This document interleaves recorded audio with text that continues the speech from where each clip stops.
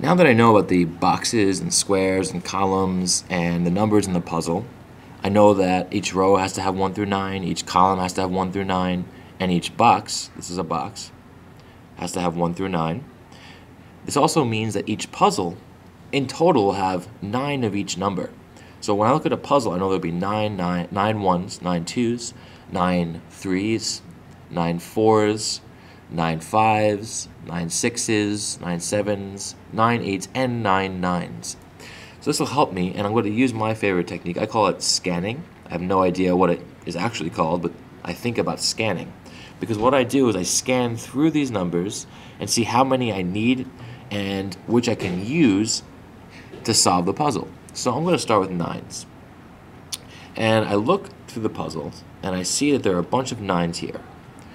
And I kind of forget about the other numbers for a moment, because for me it's just overwhelming to think about all the numbers. I'm just going to focus on 9. That's when I'm going to start. And I already highlighted this box over here. It's missing a 9. So I want to know, can I figure out where the 9 will go in this box? And then I'm going to keep going. And if I get stuck, I just go to another number.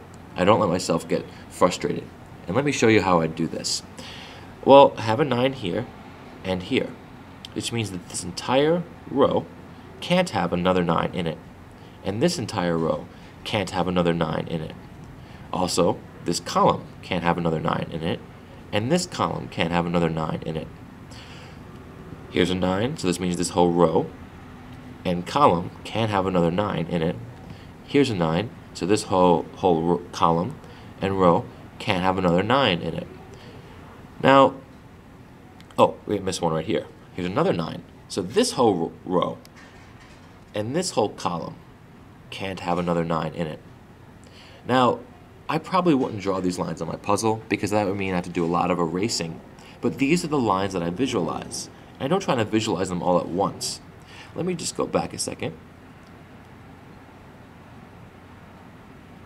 Okay. What I would have on my puzzle, here's a blank puzzle. I would just think that here's a 9 right here. And let me just change the transparency of, actually, transparency, here we go. Here's a 9, and here's a 9.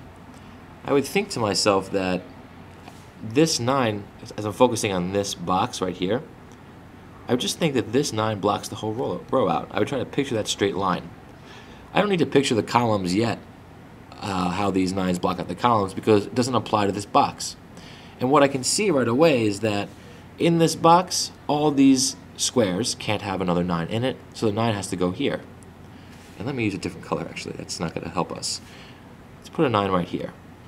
And now that I've added a 9 here, I can think about other parts of the puzzle. Let's look at this box right here. This box right here needs a 9. It has 1, 2, 3, doesn't have 4, 5, 6, or 8, or 9, but I'm just focusing on my 9s right now.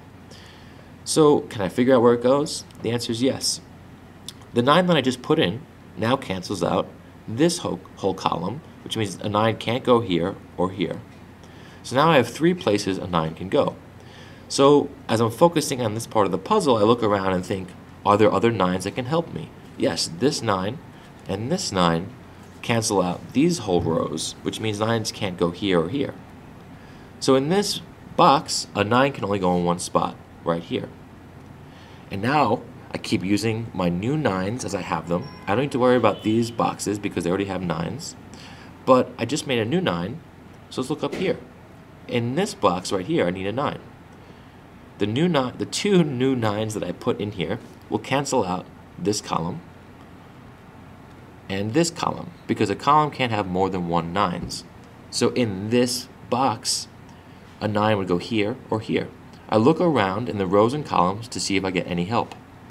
Well, here's a 9 right here, which means I can't have a 9 here. I can't have 2 9s in one row. So in this box, a 9 can only go in one place, right there. And I'm going to keep going. I put a new 9 right here, which means this whole row can't have a 9. And look, this box right here needs a 9. If there's a 9 in this row, there can't be another 9 in the row. If there's a 9 in this row, there can't be another 9 in this row. So in this box, The 9 can only go here. And this is how I scan. And I know I'm done with my 9s now because there are 9 of them in the puzzle. Every puzzle will have 9 of a number. So once I'm done with my 9s, I go to my 8s.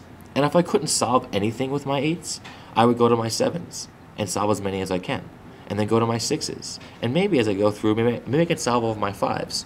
Try my 4, 3, 2, 1, I can't solve any of them. Instead of getting frustrated, I just go back to the 8. Because as I add new numbers into the puzzle, solving for the other numbers becomes easier.